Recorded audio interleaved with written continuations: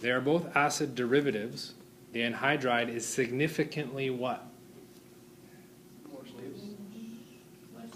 Less stable. It's much, much higher up on our ladder, which means to get to the anhydride, I'm going to have to turn the acid into a more active functional group. I need the acid chloride. Okay. So since I have an acid, let's turn it into the acid chloride. Cool. So now I have that. That gets me red and sets me up for bringing in the other piece. Interestingly enough, in doing so, what would the other piece then need to be?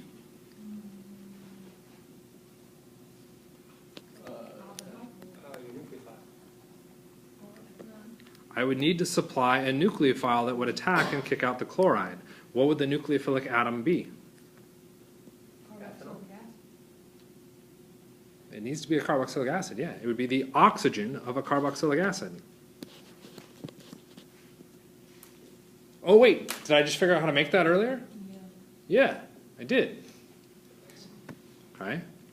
So I can say, make a carboxylic acid by doing this oxidation. I now have the acid. In a second path, make the acid, turn it into the acid chloride. I guess blue was a horrible color choice. I'll stop using blue. Now when I mix these two with each other, what do I get? There's the product. Okay. So, don't know any reagents? Fine. I've got probably half credit right there because I'm recognizing the pieces that needs to move through it. Okay. The rest of it would probably come down to the reagents. You are required to know 2 reagents for oxidation. Well, there's 2 primary reagents that you need to know for oxidation for alcohols. PCC and chromic acid, which is really ultimately the same thing, chromic acid or mild chromic acid. Okay. Going from an alcohol to a carboxylic acid, fully oxidized, partially oxidized. Fully, which means chromic acid is what I want. Okay. I personally find chromic acid as a reagent irritating because there's 6 different ways to write it. So I would avoid all of that by writing chromic acid. Fair enough. Okay. How do I take the carboxylic acid now on the far left-hand side, the carboxylic acid to the acid chloride? Yeah, actually. Or SOCl2. SOCl2 was the one I was thinking of, but I think you're right. SOCl2 is the one I was thinking of, thionyl chloride. But yeah, I'm pretty sure you're right. Or PCl3. Okay. Yeah, we looked it up. Yeah. Is there a shorter method? Believe it or not, yes. This one's kind of bizarre. Let's kind of think about this slightly differently. So yes, let's go through an oxidized chromic acid. That's this chromic acid. This I can do in one step. How do I do it in one step? The carboxylic acid will not react with itself to form the anhydride because the anhydride is higher in energy. It cannot self-react.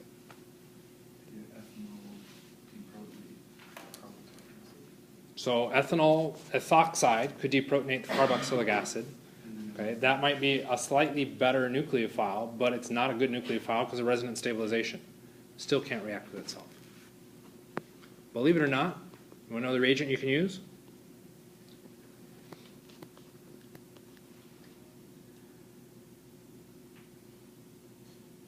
Oh, well, you're essentially just doing the same thing. But didn't we say SOCl2 takes us all the way to the acid chloride? And to get to the anhydride, I need the acid chloride and a carboxylic acid.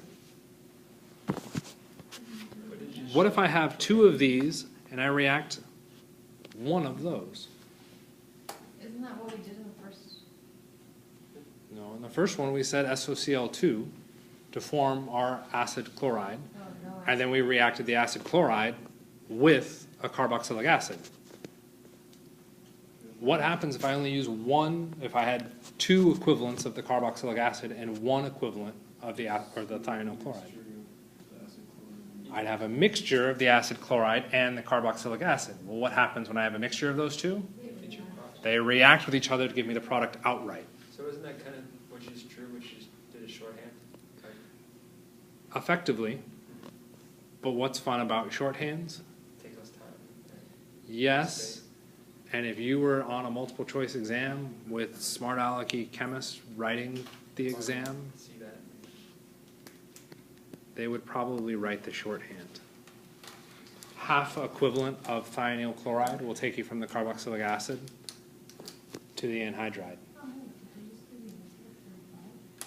Huh. Huh.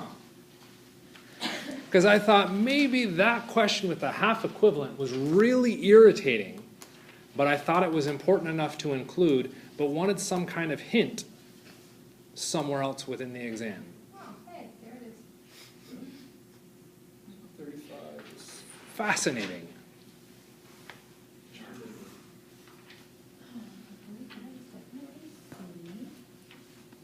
Kind of makes sense? With most of our syntheses, remember 2 to 3 steps. If you're trying to work through it and you're up in like the 4-step range, you might raise your hand and be like, I'm at 4 steps. And I'll be like, yeah, that's probably not a good idea. Or, yeah, sorry, I wanted to push you. So you're saying B won't be on the test? B is a mechanism, though. That's not a synthesis. Yeah. That's an entirely different I just question. need- yeah, there's like 10 steps, so. Technically, 3 Yep. steps. So for preparing for like a question like A, would you recommend us like studying that chart with all the different pathways? What's the question being asked in A? General class of question. Is it reaction? Does it predict the product? Does it provide the it's synthesis. Wonder if we've been working on synthesis questions that could potentially show up on the exam for like the entire freaking semester. I wonder if we went back and actually looked at exam 1 and 2 and looked at the synthesis questions asked and compared them to the questions on that synthesis packet. Huh, I don't know. This one's not on the synthesis, that's true, different semester. but the other one's the same. Okay? May not be a bad idea to review information I give you. I gave it to you for a reason. Okay? Officially, we're done. I have no problems continuing to ask or answer questions and record those answers as necessary. Officially, this lecture got split into 2 lecture videos by accident. I will post both of those lecture videos after class. If nobody sticks around to ask questions, then it'll just be, yeah. So within 25, we had the request for a mechanism. So one of the things we'll do is first off note that you'll notice that there's a massive issue with how the structures and the multiple choice selections came in. It's just formatting the exam. This one freaked out when I turned it into 2 columns, and it shuffled everything, and I didn't catch that mistake. Okay, so now I gotta be careful how I do this. So what we need to be looking at is that this first answer here is A, this is B, C, and D, which is also written on there, but I just want to make sure that everybody sees and acknowledges that. Okay? So, mechanism. We start off with methanol and acid. So the most reactive thing being the acid. Okay, so I have H+. What's that H+ going to react with? Something negative. Oxygen. Something with electrons, which will be our oxygen. Carbonyl oxygen is going to be the most likely to pick up that hydrogen because resonance. Remember how we said that whole, resonance is always the answer?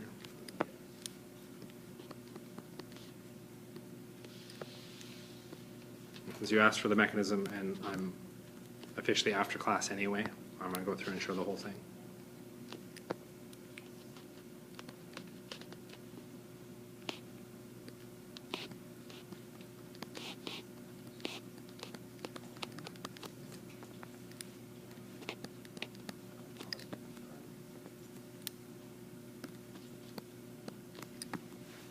Okay?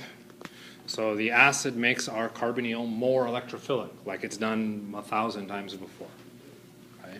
So we could potentially try and move forward to the next step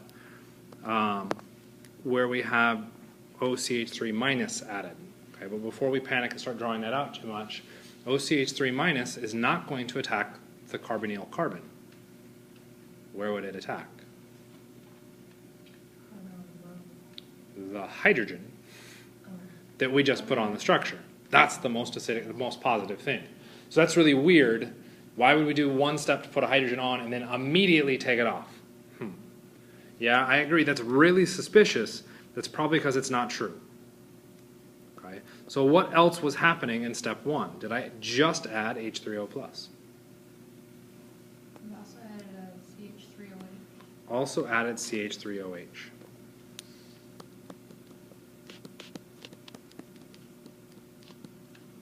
Which happens to have electrons. Those electrons can react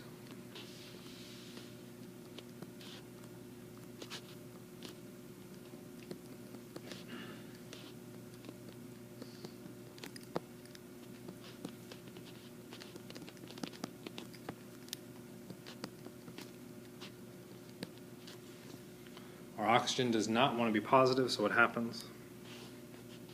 Hydrogen. I don't accept that wording. Or hydrogen is removed.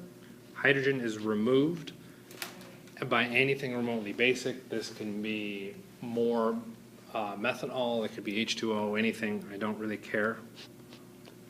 Okay. So something's going to pick that up.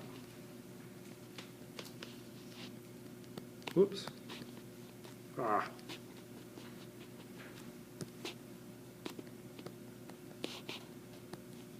Come on, pen.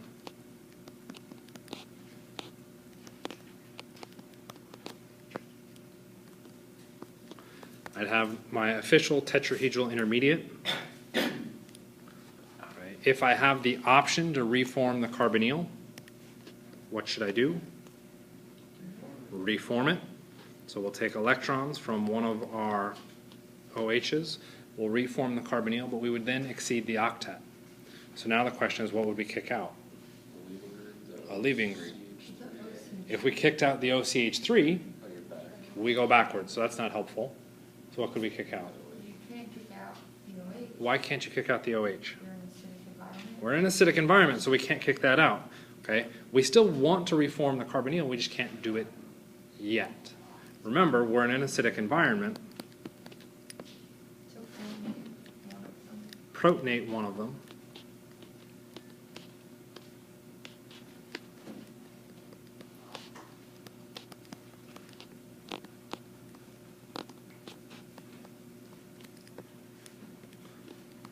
That oxygen is now positive. Does it want to be positive?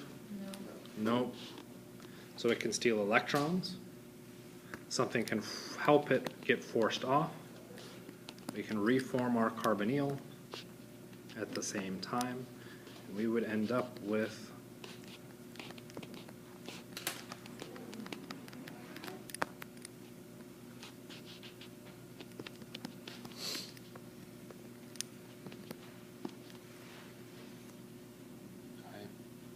officially with resonance stabilization, in this case, because I kind of cheated and had the OH kick off the water, it's not as prudent to show it. Okay?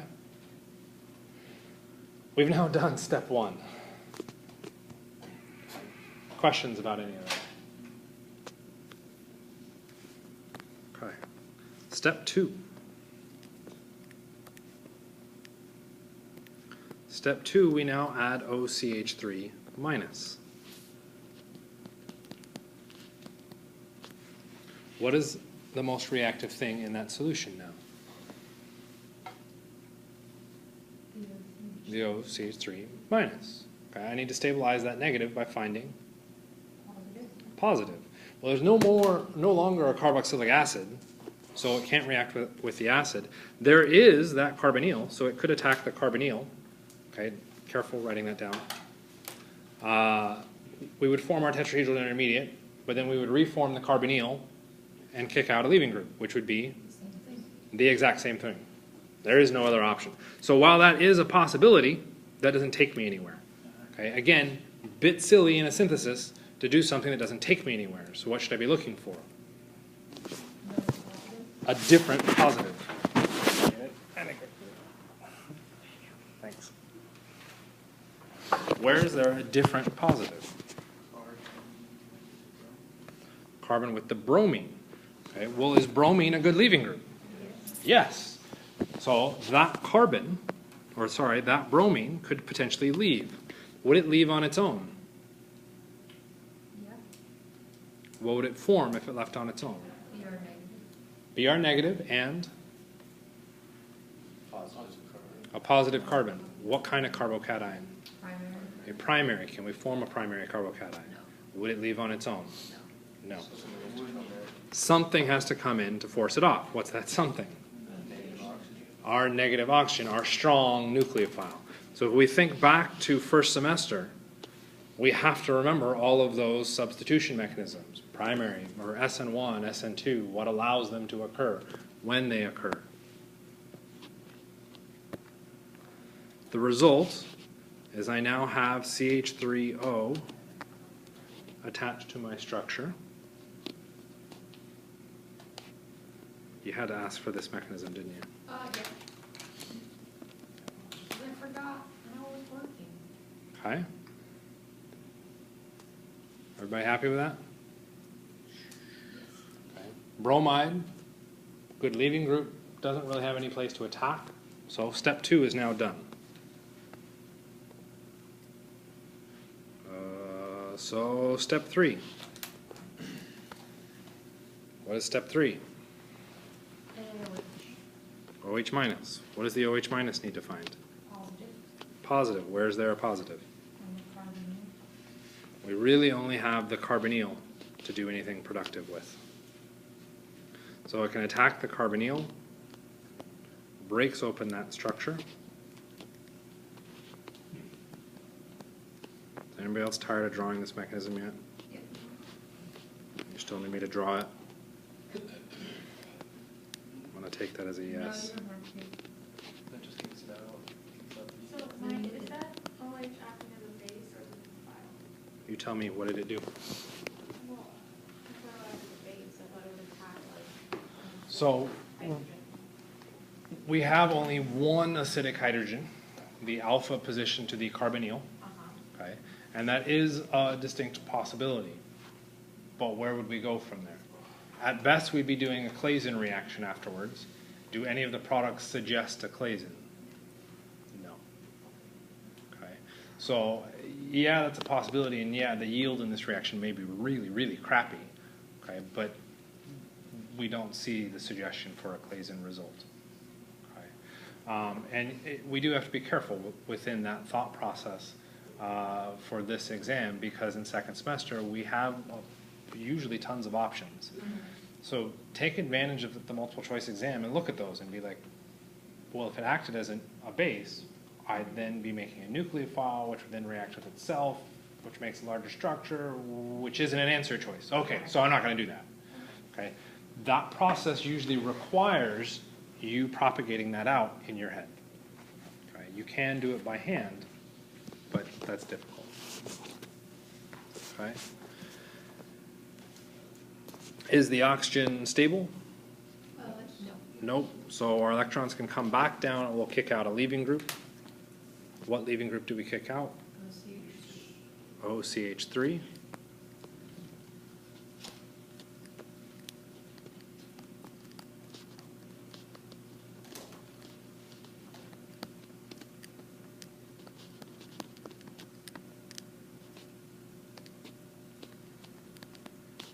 Is the OCH3 stable? No, that's what the H3O plus is. Picks up the hydrogen from our carboxylic acid, which admittedly is frustrating and annoying. Welcome to organic chemistry. You should have realized that by now. Why is this now better? It is a resonance stabilized negative charge. That's decent. We can then move into the very last step of the reaction, which I guess I can finalize with black. We add H3O plus. Is that oxygen happy? No, so it takes electrons from the hydrogen. Our carboxylic acid can take the hydrogen away.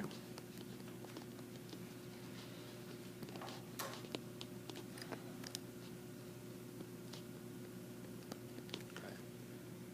And we'd have our final answer. Okay, which in this case, D. Okay.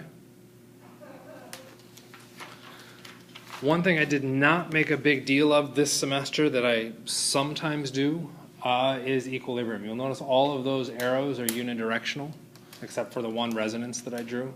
Most of those are equilibrium arrows. We have to realize they go backwards and forwards. Some of them are equilibrium, some of them aren't. That last step is unidirectional. Your acid-base reactions tend to be very irreversible. The step before that, irreversible, acid-base step. The step before that, that one is reversible. Okay, we could have had the OCH3 come in and attack the carbonyl. The step before that was reversible. The step before that, not very reversible. The one before that, reversible, reversible. In fact, I think all of these are reversible, so I'm not even going to look at them too carefully. They're all virtually reversible. Okay, so it's typically a minor effect. Any idea why I'm go back and forth on deciding I should mention it? Multiple choice tests. It's a multiple choice test that typically does not test on equilibrium. Okay, so it's relevant to the chemistry, it's less relevant to your test. Make sense? Can we do C on the right-on? So we got a couple questions here. We have a rank the reactivity, and we have an energy diagram. I'm just going to say energy D. So let's start with the rank. Okay. Which of those four is the most reactive? Is all the charge. Now the acid chloride. Oh, that's interesting. Why are you saying the acid chloride is more reactive than the one that's charged? Because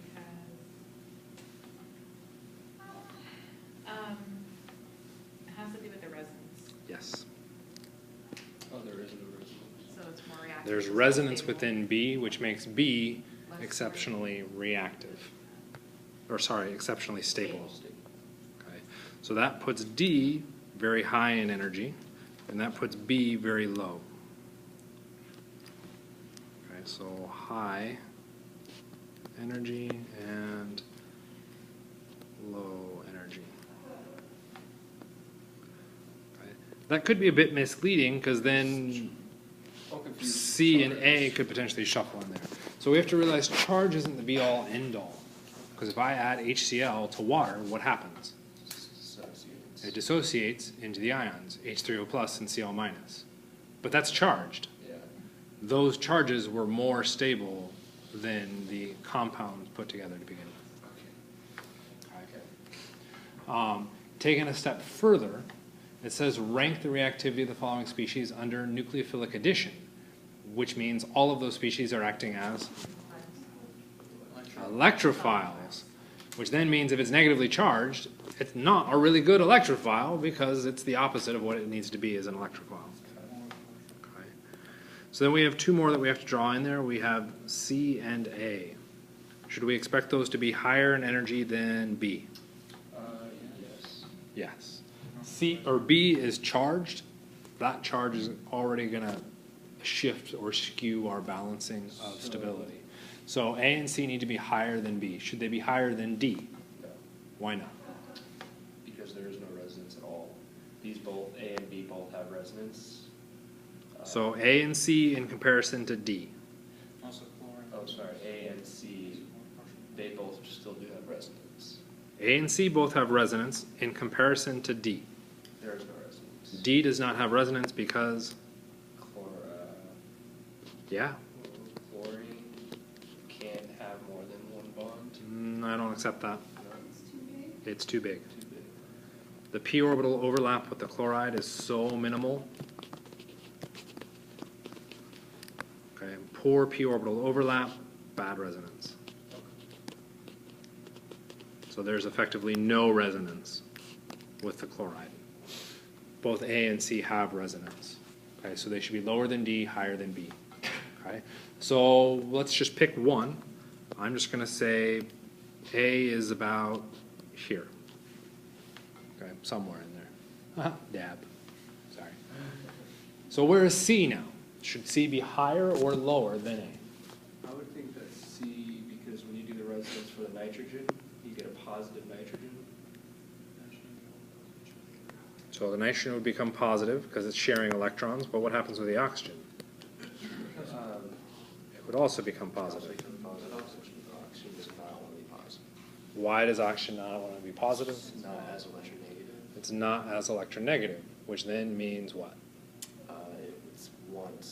It's better at being negative. It's better at holding its electrons than sharing them, which means the electrophilic carbonyl is more or less electrophilic. No, it wants to hold it, right? The oxygen wants to hold its electrons, so the carbonyl next to it is either more or less positive, which is It's more positive. it's more positive, which means it is More reactive. more reactive, which means it is energy. Higher in energy. I would expect C to go above A. Okay. So we can reason our way through it, or you memorized it from what we talked about in class. Okay. Drawing in the energy diagram. Okay. For an energy diagram, I was an attempt to just put it all in the same answer, but I changed my mind. And a reaction coordinate. Okay, so what's happening is I'm taking my electrophile with whatever leaving group I've got. My nucleophile attacks. I form my tetrahedral intermediate.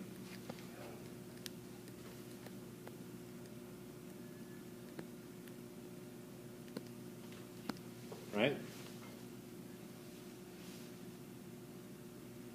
Oh yeah, and it says doing it all the way out. So yeah, we reform the pi bond and we kick out the leaving group.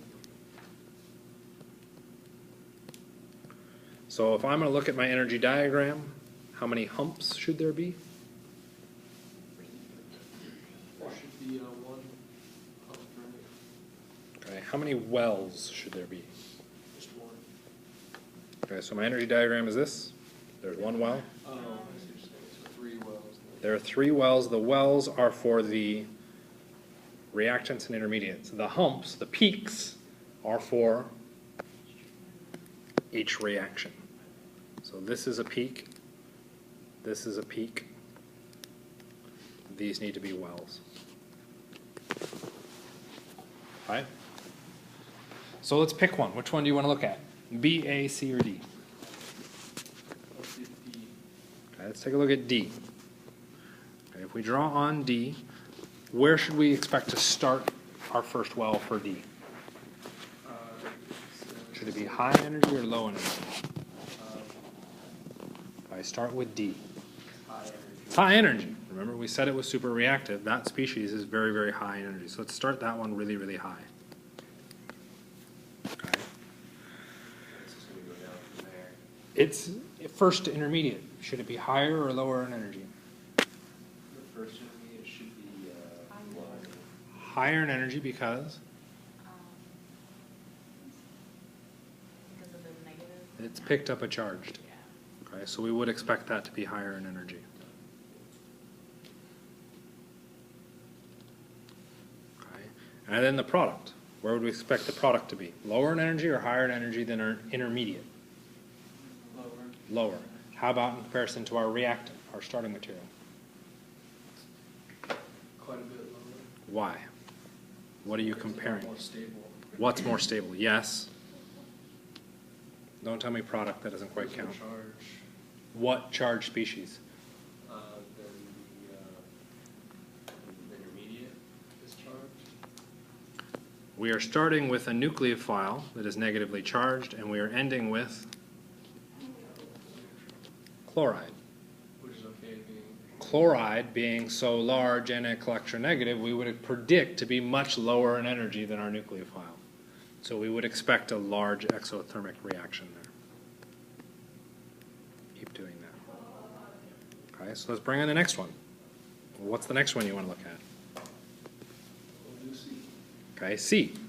A little bit lower than D. Should be lower in energy than D to start off. Where should its intermediate be?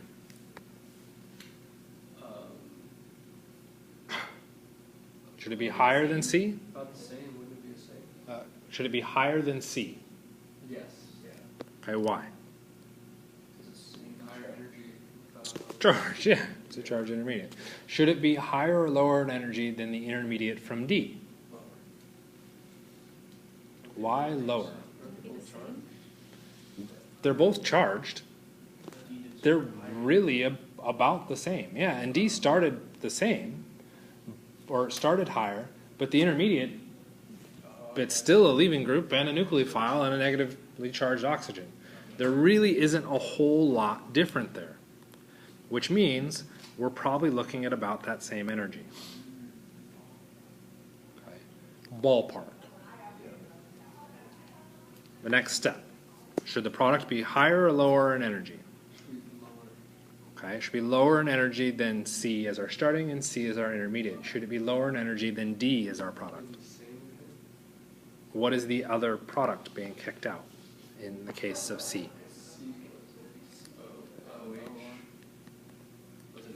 It's an R.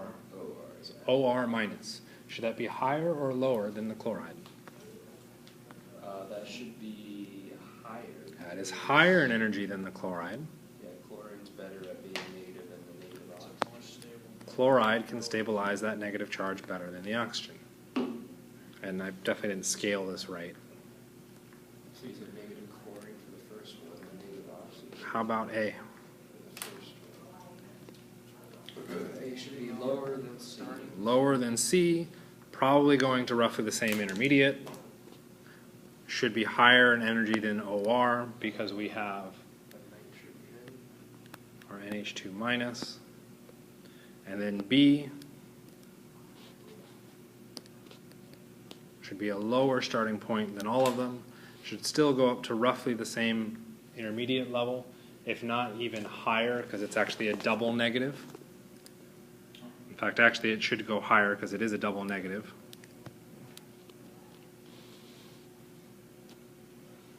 And then its product should be even higher still because that's an O minus 2 as our leaving group. Okay. So, in trying to layer this as I've got it drawn, didn't do a super good job just because it's hard to come up with the spacing on this. All of our reactants should be higher in energy than all of our products. All of the reactants are higher than the products. Yeah, except for actually that last one, now that I think about it. The O minus 2, because that's higher in it. The O minus 2 doesn't happen. So it's actually endothermic. Okay, so pretty much everything on the left should go up, everything on the right should go down. So the things in the blue boxes should be exothermic, and our purple one should likely be endothermic. Okay. Explaining the reasoning, we actually started to allude to some of that. Why was D the highest in energy? Laura said it. Yep. Because CL is very big. There's no resonance.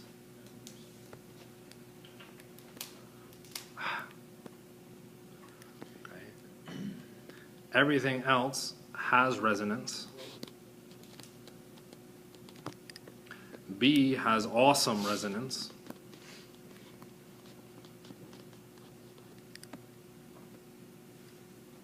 Okay.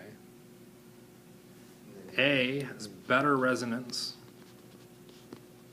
because of Because the nitrogen's okay being positive. nitrogen is lower in electronegativity than oxygen.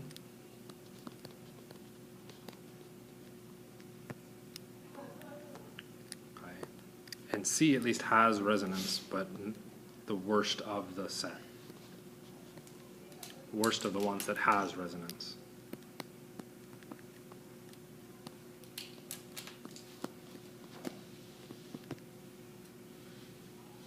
Bad. Does that make sense? Yeah. It does. Write down this. Okay. Oh, that was not the button I meant to push. And I don't think I can bring that back.